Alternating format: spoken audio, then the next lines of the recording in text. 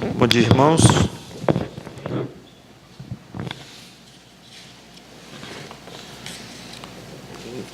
Na pregação passada, nós lemos o capítulo 12 de Êxodo, em que descreve a instituição da Páscoa, da primeira Páscoa, quando eles mataram os cordeiros, no plural, né? Porque foram centenas, certamente milhares de cordeiros, para colocar o sangue na porta, ou na verga e nas ombreiras da porta, e assim evitar ser morto pelo destruidor, como a Bíblia chamou, que Deus iria utilizar para matar todos os primogênitos do Egito, incluindo o filho do faraó. Então já falamos bastante da própria instituição da Páscoa, e uma festa que veio logo junto à festa dos pães asmos, que deveria durar uma semana e tal, já explicamos tudo aquilo. E eu tinha como objetivo mostrar analogias, comparações do cordeiro animal, que foi morto ali, e as circunstâncias e as características, as exigências de Deus para com aquele cordeiro, cada cordeiro, e Cristo, o nosso grande cordeiro. E não deu tempo, eu fiquei então de ver hoje. Vamos então nos concentrar em Cristo como cordeiro, é até muito apropriado, porque recentemente em Apocalipse falamos bastante em Cristo como cordeiro, e vamos falar hoje de novo, inclusive. Mas onde é que diz no Novo Testamento que Cristo é o nosso cordeiro? Na realidade, eu deveria ler de novo Êxodo, do versículo capítulo 12, Êxodo 12, de 1 a 28, mas é longo o texto, eu já o fiz na semana passada, então eu acho que eu vou dispensar e vou poupar vocês de ler tudo de novo, e a gente se lembra das características colocadas ali quanto ao Cordeiro da Páscoa. Então não vou ler mais Êxodo 12. Mas, então, agora, olhando para o Novo Testamento, primeira vez que o Novo Testamento fala em Cristo como Cordeiro está em João 1:29, dos lábios de João Batista. João 1:29.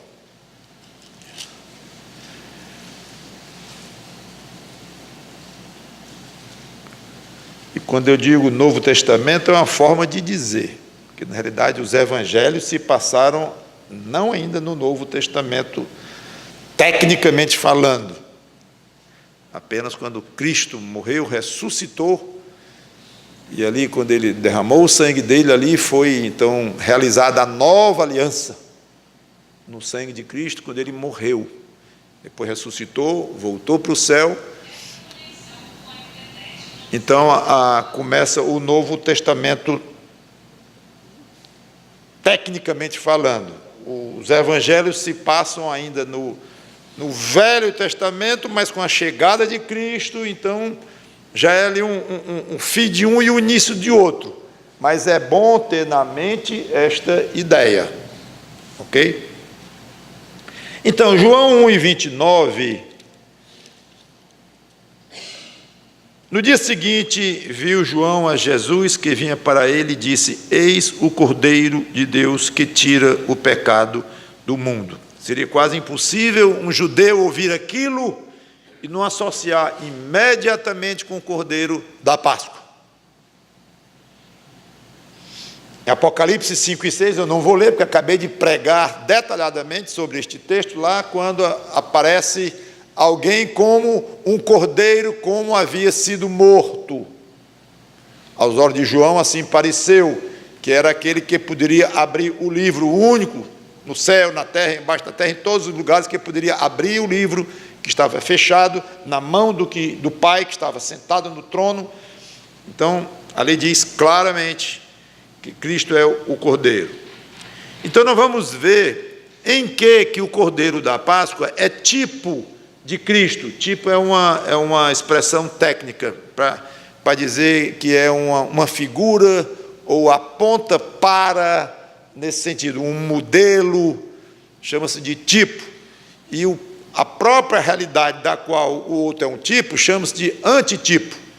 Então, o cordeirinho, o animal, é um tipo de Cristo.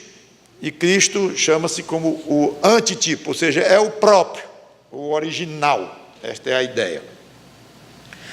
Então, nós lemos que o cordeiro deveria ser sem defeito. Eu não vou ficar lendo o tempo todo lá em Êxodo, como eu disse, porque vamos assumir que já sabemos da semana passada. Então, o cordeiro deveria ser sem defeito. Isso apontava para uma característica única do Senhor Jesus Cristo. 1 Pedro 2, vamos dar um passeio aqui pelo Novo Testamento e vamos ver várias passagens muito agradáveis a nós, todas elas, porque falam, explicam, ensinam por que o Cordeiro da Páscoa é tipo de Cristo. Então, por que e em que é tipo de Cristo? Então, em 1 Pedro 2 e 22, no 21 diz, porque para isto mesmo fostes chamados, pois que também Cristo sofreu em vosso lugar, deixando-vos exemplo para seguirdes os seus passos, o qual não cometeu pecado, nem dolo algum se achou em sua boca. Perfeito. E ele disse, ele encarou os judeus numa ocasião e desafiou. Lembra qual foi a frase que ele disse? Quem entre vós me convence de pecado? Diga aí, um de vocês. Qual de vocês aqui quer argumentar que eu sou um pecador? Apresente um pecado meu. Então, e claro, nós poderíamos citar várias passagens. Cada uma dessas poderíamos citar várias, cada um daria uma pregação mesmo, cada tema desse, cada assunto desse aqui. Mas então, me diga aí, por que o cordeirinho lá era tipo de Cristo? Bom, primeiro, ou segundo, não interessa a ordem, o cordeiro tinha que ser sem defeito. O que ele apontava para Cristo? Que Cristo era sem defeito, ou seja, sem pecado. Não se achou nele dolo algum, pecado algum, era absolutamente perfeito na sua alma. Nenhum pecado diante de Deus. O cordeiro, segundo, o cordeiro morreu para que os primogênitos não morressem. Teve que morrer o cordeirinho, porque não valia tirar um pedacinho do pelo dele ou coisa assim e botar lá, era o sangue dele. E o sangue representando a vida, também não valia furar um pouco o cordeiro, tirar algumas gotas dele e colocar, tudo bem, lá estaria o sangue, mas nesse sentido aqui, era o sangue no sentido absoluto de o símbolo da vida. Ou seja, Deus só aceitaria sangue de um cordeiro que havia sido morto, não só ferido, mas morto. Que ninguém fosse com essa criatividade de, para não matar o seu cordeiro, iria apenas fazer um pequeno ferimentozinho nele e tiraria um sanguezinho e botaria lá. Não. Então ele tinha que morrer para o primogênito não morrer. Gálatas, capítulo 1, versículo 4, nós lemos: no 3, diz, graças a vós outros e pais, da parte de Deus, nosso Pai, e do Senhor Jesus Cristo, o qual se entregou a si mesmo pelos nossos pecados, no lugar dos nossos pecados, para nos desarraigar deste mundo perverso, segundo a vontade de Deus. E a passagem continua, mas Repetindo, eu poderia citar dezenas de passagens que mostram que o Senhor Jesus Cristo é o antitipo do cordeirinho lá, porque o cordeiro teve que morrer para salvar vidas. Então, Cristo se deu pelos nossos pecados, se deu por nós. Tem outra passagem que diz que Ele morreu em nosso lugar. É difícil até escolher qual é a passagem para poder citar, porque são muitas. Mas é bom nós sempre termos isto em mente. Você não seria crente, você não teria certeza de salvação, você não teria tranquilidade de que vai para o céu, se Cristo não tivesse morrido por você. Nunca esqueça isso. São coisas básicas, mas extremamente importantes, fundamentais para a nossa fé e para o nosso conforto espiritual no nosso dia a dia. O cordeiro, com o seu sangue lá, coitado, depois de morto, ele evitava que o destruidor entrasse, ou o destruidor passava por cima, que eu expliquei exatamente o sentido da palavra Páscoa, lá no hebraico. Então, não havia morte por causa do sangue na porta. Mateus capítulo 26, versículo 28, nós lemos assim, Mateus capítulo 26, versículo 28,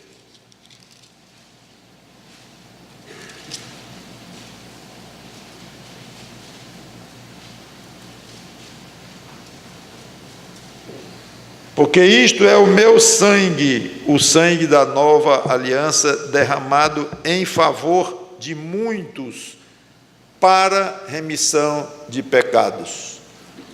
Onde tiver este sangue, os pecados estão remidos, estão perdoados, estão tratados diante de Deus. Então, quando o destruidor visse uma porta, ou estivesse de frente de uma porta com sangue, passava, não entrava, não atuaria na sua destruição. Então, quando Deus vê o sangue de Cristo na alma de alguém, Ele passa por cima, porque aquele sangue remiu, livrou, libertou aquela alma da condenação dos pecados que aquela alma tinha. Interessante que o cordeiro deveria ser comido todo, lembram? Tanto que se fosse uma família pequena, não vai dar para comer esse cordeiro inteirinho com esse grupinho tão pequeno de gente, um filho, 2 filhos. O que faz? Chama o vizinho, para poder somar a família do vizinho, pertence, ou então procura um vizinho que também tenha poucos filhos, porque assim vai ficar demais e não vai dar para quem queira. Então havia um equilíbrio, chamaria ali 2 famílias pequenas, que daria a soma, mas calculado de uma maneira tal para comer o cordeiro inteiro e não ficar nada. Mas seria muito difícil, muito complexo, quase impossível saber que não ia ficar uma só porção daquele cordeiro. Então, não era proibido ficar, não, era o ideal, o plano era esse, mas se ficasse, não teria problema, queima. O problema era dizer, vamos deixar para o almoço, vamos deixar para mais tarde, ao longo da viagem, bota aí num saco aí, vamos deixar para a gente comer na estrada saindo do Egito. Absolutamente proibido, que ninguém ousasse fazer isso. Então calculasse para comer todo, se não fosse, sem problema, mas queima, não fica nada. Muito interessante. O Senhor Jesus Cristo foi sacrificado uma só vez. Hebreus 9, 26, isso é importante, que infelizmente os que acham que o Senhor Jesus Cristo está na hóstia, no caso da Eucaristia romana, da igreja romana, insistem na transubstanciação, que ali está o próprio corpo dele, e que a missa é um sacrifício, só que incruento, que não tem sangue, só isso a diferença, mas é um sacrifício tão real quanto foi no Calvário, na cruz, porque ali está verdadeiramente o corpo de Cristo. Estão infringindo, estão desrespeitando este ponto, estão repetindo o sacrifício de Cristo, do Cordeiro Pascal, proibido, era uma vez só, sobrou, queimou, destrói, fim, é uma só vez. Isso é importantíssimo aos olhos de Deus. Então, Hebreus 9:26 está escrito lá, assim: ora, neste caso, aí eu tenho que ler mais o contexto, eu não queria.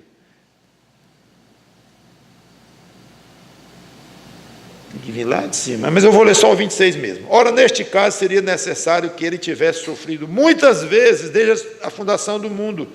Agora, porém, ao se cumprirem os tempos, se manifestou uma vez por todas, para aniquilar pelo sacrifício de si mesmo o pecado.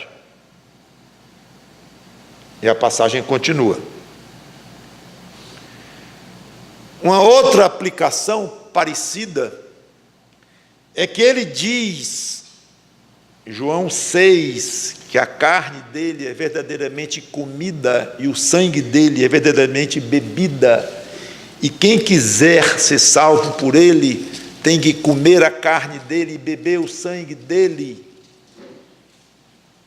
dando a ideia, obviamente, de algo feito, que acabou. João 6, 53 a 55. Respondeu-lhe Jesus: em verdade vos digo, se não comerdes a carne do Filho do Homem, não beberdes o seu sangue, não tendes vida em vós mesmos. Quem comer a minha carne e beber o meu sangue, tem a vida eterna, e eu o ressuscitarei no último dia. Pois a minha carne é verdadeira comida e o meu sangue é verdadeira bebida. Quem comer a minha carne e beber o meu sangue, permanece em mim e eu nele. Dando a ideia de uma refeição, dando a ideia de algo de uma vez, objetivamente, tratando-se aqui da conversão, da regeneração. E, repetindo mais uma vez, poderíamos citar várias passagens que mostram que a conversão a Cristo é um ato de regeneração de uma vez por todas, um novo nascimento. Criança nenhuma fica nascendo aos poucos. Vai ter problemas graves quando um parto não é feito da maneira como é para ser, de uma maneira logo, vou dizer, quase repentina, não chega a ser repentina, mas rápido, de uma vez, o corpo expulsa ali, sai, chegou o momento, pronto, separa, e o nascimento está feito ali. É a morte quando não é assim, como nós sabemos. Então, quando a Bíblia compara a conversão ao novo nascimento, é exatamente a ideia de que entrou numa nova fase, nasceu para a vida e pronto. Essa é a conversão. Esse é o ato de comer e beber, espiritualmente falando, o cordeiro. Quinto, o osso não podia ser quebrado. Eu não vou ler a passagem, aliás, nem li na semana passada, porque está lá no versículo 46 do capítulo 12 de Êxodo. Eu só li até o 28, mas está lá, eu não vou ler, que o osso não deveria ser quebrado. E a gente não entende bem porque que João chamou atenção disto. Pelo menos não entende bem até dizer, para que se cumprisse a Escritura. Cumprisse a Escritura, exatamente. Mas onde é que está aí? Onde é que está escrito que Jesus Cristo não ia poder ter nenhum osso quebrado lá na Escritura do Velho Testamento? Não está escrito em lugar nenhum. Está no Cordeiro. Então, quando lá diz que o Cordeiro da Páscoa não podia ter nenhum osso quebrado, aí Jesus Cristo não teve nenhum osso quebrado, aí o Espírito Santo disse para João: escreva aí, que nenhum osso de Cristo foi quebrado, de Jesus Nazareno foi quebrado, para se cumprir a Escritura. Ali não dá ideia que era uma profecia. Ali dá ideia que era uma ordem. E era uma ordem, uma prescrição. Olha, com relação ao Cordeiro da Páscoa, tem muitas prescrições, isso. Mais uma é que um osso dele, eu não quero nem o osso dele quebrado. Deus falando lá. Pronto. Não tem aspecto de profecia. Mas muitas coisas no Velho Testamento são assim. A gente não desconfia nem que é profecia quando está lendo. Quando chega no Novo e lê alguma coisa, diz, para se cumprisse a profecia. Aí era uma profecia? Era. Mas a gente só sabe lendo o Novo. Tudo bem. O que tem? Qual é o problema? Se aprende mais assim. Obviamente, muitas profecias, talvez a maioria delas, seja evidenciado que é uma profecia, claro. Mas algumas vezes, não. Curioso isto, para vocês que gostam de estudar a Bíblia um pouco mais profundamente. Então lá diz, em João 19, 32 em diante, os soldados foram e quebraram as pernas ao primeiro e ao outro que com ele tinham sido crucificados, lá os famosos 2 ladrões. Chegando-se, porém, a Jesus, como vissem que já estava morto, não lhe quebraram as pernas. Até aqui é um dado interessante, não mais do que isto. Mas um dos soldados lhe abriu o lado com a lança e logo saiu sangue e água. Aquele que isto verificou, era uma das formas meio misteriosas que João gostava de falar dele próprio.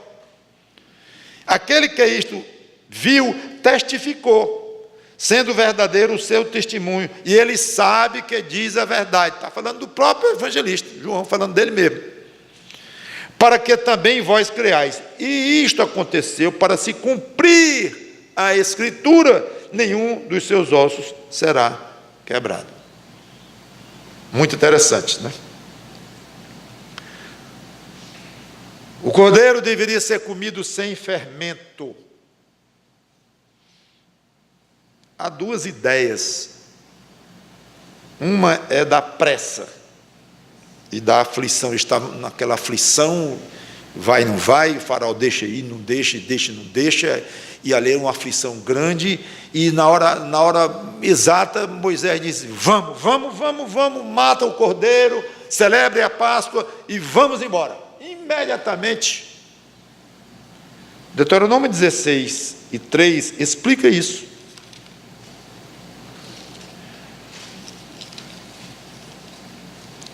Eu estou lendo porque não li. Semana passada não está lá em Êxodo 12, né?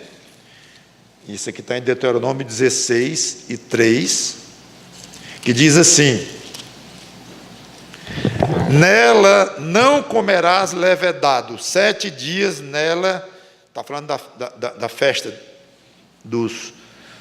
da Páscoa, e junto com os pães ázimos, né? Aqui está valendo a Páscoa. Não comerás levedado. 7 dias, agora é a festa dos pães ázimos, porque o primeiro dia era comum, quer dizer, o primeiro dia dos pães ázimos era o único dia da Páscoa. 7 dias nela comerás pães ázimos, pão de aflição. Está explicando aí. Por que ázimo? Por que sem fermento? Está explicando. Pão de aflição, porque apressadamente saíste da terra do Egito. Então a ideia que não deu tempo de botar fermento. A ideia de uma coisa apressada. E a Bíblia ensina que a salvação é urgente. Hoje é o dia aceitável, lembra? Hoje é o dia da salvação. 2 Coríntios 6, 1 e 2 eu não vou ler. Hoje, tem que ser agora. E várias passagens nós poderíamos citar também, mostrando da urgência da salvação.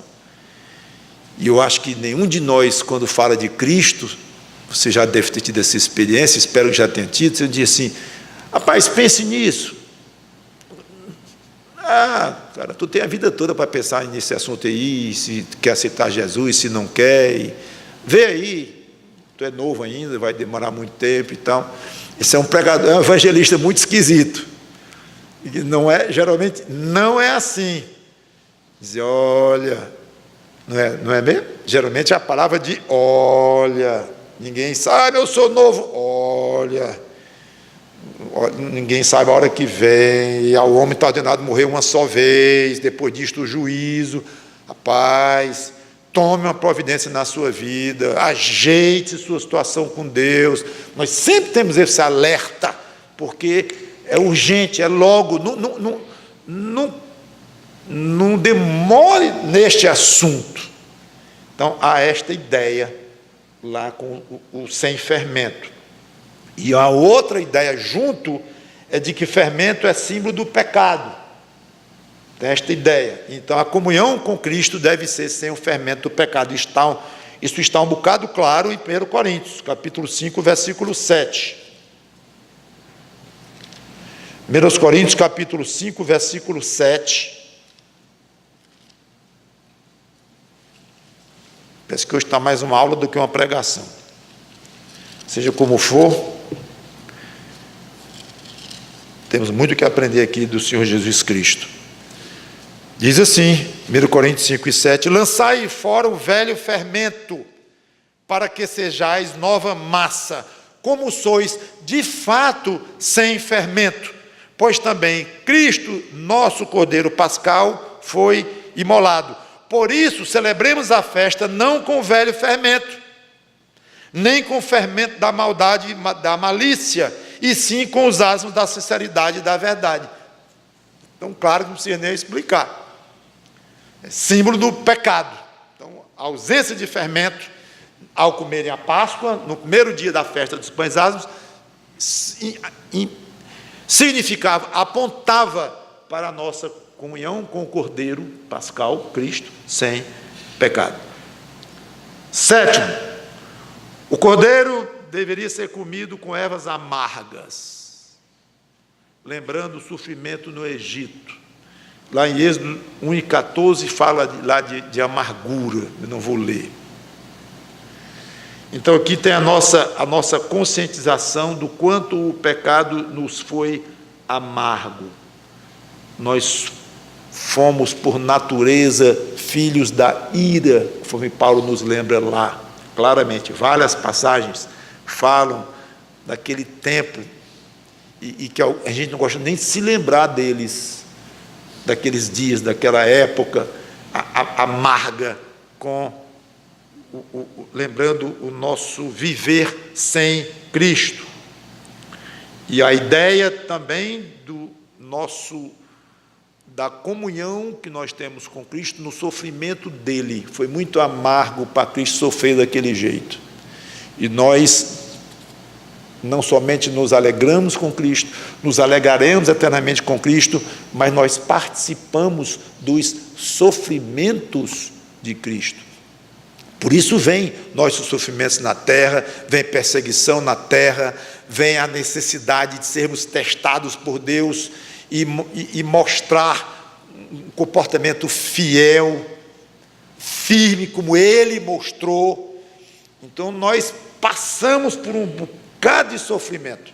E muitas vezes, quando você perguntar que nem deveria, por que eu estou sofrendo tanto? Eu nem mereço. Já é uma pergunta muito ruim, porque você merece sim. Mesmo assim, lembre-se que, além de você merecer sofrer, porque você é um pecador, mesmo perdoado, mas já pecou e ainda peca, além disto, você precisa parar e pensar, espera aí, esse sofrimento que eu estou passando aqui é uma maneira de eu mostrar comunhão com o Cordeiro que sofreu muito por mim, passou momentos muito amargos. Então eu não quero ter comunhão com Ele no sofrimento. Eu só quero ter comunhão com Ele quando Ele está ao lado do Pai, em toda a glória, no reino dEle, que coisa boa, vai ser compartilhado comigo o reino dEle, vou reinar com Cristo. Bom dizer, né? Bom saber, bom crer nisto. E todas as maravilhas que vêm para um crente. Então é bom ter comunhão com Cristo, na alegria dEle, em ter realizado o papel dEle de Salvador, ter reassumido a sua glória ao lado do Pai, é muito bom. Mas na hora de sofrer isto, não queremos, e bota a cara feia, e vai para lá e vem para cá, e é um fim de mundo. Mas ele sofreu muito. E você não quer comungar com ele naquele sofrimento, não? E às vezes o pai diz, você vai sofrer. Não, mas eu não quero, mas vai sofrer. Porque o meu filho sofreu muito para lhe salvar. E você não quer comunhão com ele completa, não? Você quer só um pedaço? Não.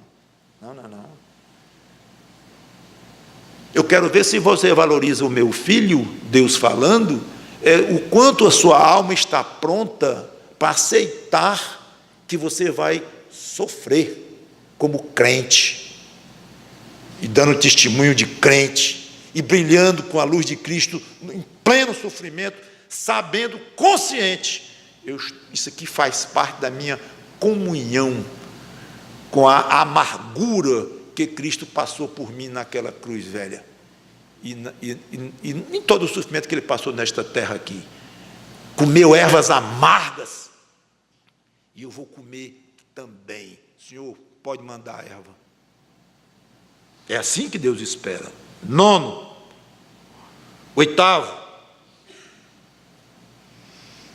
eu acho isso muito interessante. O cordeiro foi comido com os lombos cingidos, liberdade de movimento, como eu já comentei na época, sandália nos pés, pronto para andar rápido e com firmeza, cajado na mão para não cair, bom demais. Cristo, após a conversão a Cristo, nós devemos estar preparadíssimos para andar com Ele, para uma longa caminhada com Ele, nos desembaraçar de todo o peso do pecado, cingir a ideia de liberdade de movimento, tira o amarrado do pecado, firmes com a preparação do Evangelho da Paz, fazendo parte da armadura de Cristo. Aqui eu já estou começando a acelerar, porque eu queria estar lendo as passagens. Então mostra exatamente isto, que quando a pessoa se converte a Cristo, deve estar pronto para trabalhar por Ele, para andar com Ele, caminhar com Ele. Aí Paulo dizia, não, mas eu quero logo ir embora, por mim era melhor partir e estar com Cristo, mas por vossa causa eu vou ter que ficar por aqui mesmo mais um pouco. Pois é, Paulo, fica aí, bota o teu sapato aí, a tua sandália, que tu vai andar um pouco mais aqui com Cristo. Mas tá bom, vai andar mais um pouquinho, Paulo, vamos lá, bota a sandália nos pés, cajado nas mãos, vamos, e sem pecado, livres. Essa é a ideia. Penúltima, a 9ª, cada família tinha que colocar um sangue na sua porta. Para eu ter uma ideia, a gente mata um cordeiro, não é para matar? Não vale só tirar o sanguinho dele sem matar, não vale não, tem que matar? Tem. A gente mata. Aí Deus já ficou satisfeito, tem que matar, tem. Sem derramamento de sangue, não há remissão. Mata o cordeiro. Mas tem muito sangue no cordeiro. A gente pega um pouquinho para cada família. Já pensou quantos cordeiros nós vamos economizar? Mata um. Ou tudo bem, mata 10, mas não é 1000. Aí vai fragmentando o sangue dele e vai melando um pouquinho, não diz a quantidade de mililitro que tem que ter, então a gente vai.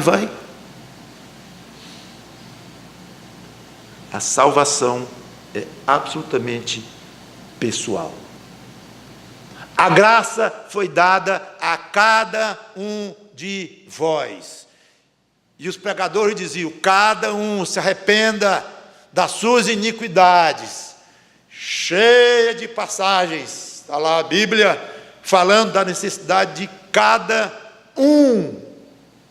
É individual. No caso ali, a unidade era a família, como já falei. E até com exceção de uma segunda família, tiver pouca gente. Mas não saiu de jeito nenhum a ideia de individual. Cada família, um cordeiro individual. Naquela unidade lá, que era uma família, com raras exceções. Aqui é cada alma. Por isso que a gente não aceita quando a gente vai falar o evangelho, e alguém diz, eu nasci no lar cristão, minha avó, meu avô, meu pai, minha mãe. Aí o que a gente diz? Olha, a salvação é individual. Se sua mãe é salva, seu pai, seus avós, amém, graças a Deus. Mas fique alerta, você precisa ser salva também. Não se iluda com a ideia de que toda a sua família é salva. É individual. Então, isso é uma lição fantástica e importantíssima que nós temos. Por fim, a Páscoa, eu já disse na época que ia ser o novo início, chamado mês de Abib, depois chamado Nissan. O fato é que ficou sendo o primeiro mês do calendário, de tão importante que era, o novo início.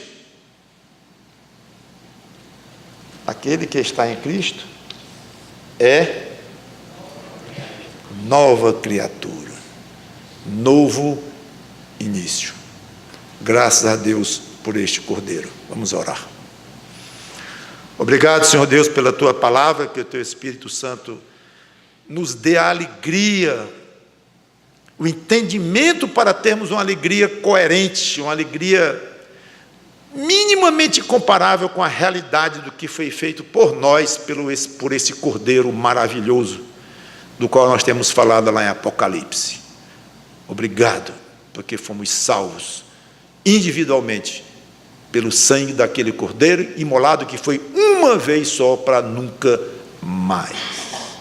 Obrigado pela vida eterna que Ele nos garantiu. E é um privilégio andar nesta terra preparado para pregar o Evangelho da paz, com o cajado na mão para não cairmos, com liberdade de movimentos para pregar, falar, viver uma vida agradável a Ti, até o dia que Tu assim desejares. Em nome de Cristo, nosso Cordeiro, nós Te agradecemos e pedimos amém.